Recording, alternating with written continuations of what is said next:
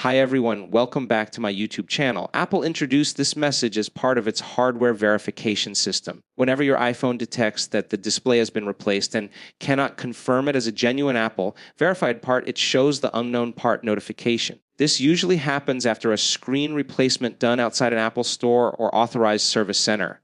Even if the display works perfectly, the phone may still show this alert. The first thing to understand is that this message cannot be removed permanently through settings if the display was not paired by Apple. Restarting the phone, resetting settings, or updating iOS will not erase it. However, you can reduce its impact and make sure everything is working properly. Start by checking your display functionality. Go to Settings, then Display and Brightness, and test features like True Tone, Brightness Adjustment, Face ID, and Touch Responsiveness.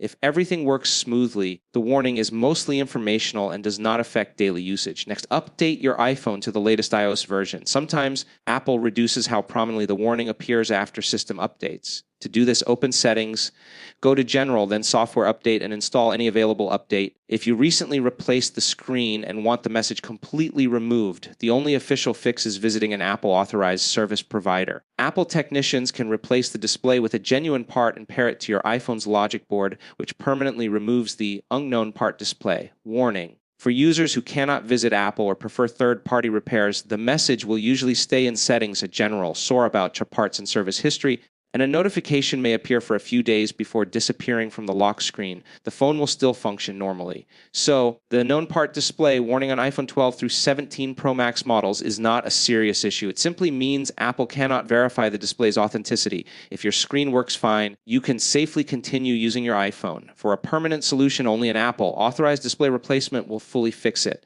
If you found this explanation helpful, don't forget to like the video, subscribe to the channel, and comment below if you're facing this issue on your iPhone. Thanks for watching, and I'll see you in the next one.